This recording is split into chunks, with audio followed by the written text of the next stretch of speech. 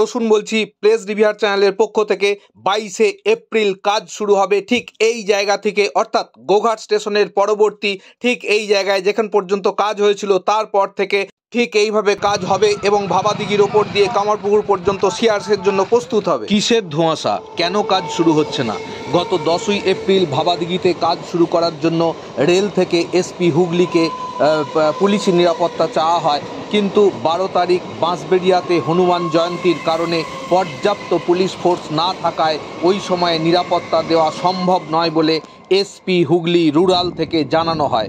পরবর্তীকালে রেল আবার 22শে এপ্রিল কাজ শুরু করার জন্য নিরাপত্তা চেয়ে এসপি হুগলিকে চিঠি দেয়। প্রত্যুত্তরে এসপি হুগলি রুরাল থেকে ভাবাদিঘির আন্দোলনের পক্ষে যিনি অ্যাডভোকেট ছিলেন তাকে রীতিমতো বলেন যে এই কাজটা আটকে রাখা তো উচিত না, এটা একটা যে WPA P61 অফ 2025-এর PIL এর ভিত্তিতে মহামান্য কলকাতা হাইকোর্টের প্রধান বিচারপতির বেঞ্চে রাজ্য সরকারের তরফ থেকে রেলের আধিকারিকদের সাথে আলোচনায় বসে সমস্ত সমস্যা মিটিয়ে যে কোনো উপায়ে 3 মাসের মধ্যে কাজ শেষ করার কথা বলা হয়।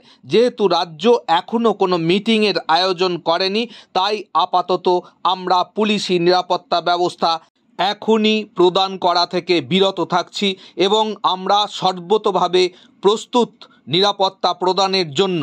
শুধুমাত্র উল্লিখিত রাজ্য রেল আলোচনাটি হলেই তা দেয়া সম্ভব হবে।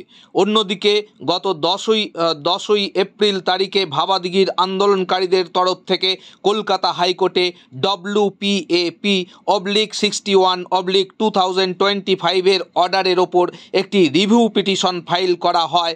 যেই আবেদনটি ত্রুটিপূর্ণ হওয়ার রেজিস্ট্রার জেনারেল 2 সপ্তাহের মধ্যে আবেদনটি সংশোধন করার কথা বলেছেন। এমতো অবস্থায় ভাবাদিঘিতে কাজ শুরু না হওয়ার জন্য আজকে রাকেশ মালিকরা বিকেল 4টের সময় গোঘাট 2 নম্বর বিডিওয়ে মাননীয় বিডিও মহাশয়ের কাছে তারা আবেদন করেন যাতে দ্রুততার সঙ্গে কাজ শুরু হয় এবং এই তারকেশ্বর বিষ্ণুপুর রেল লাইনটি সংযুক্তিকরণ সম্পূর্ণ হয়। তাই নিয়ে তারা তাদের দাবি সমেত একটি পাণ্ডুলিপি তারা জমা দেন মাননীয় বিডিও সাহেবের কাছে। তো দেখা যাক এর পরবর্তীতে কাজ শুরু হয় কিনা।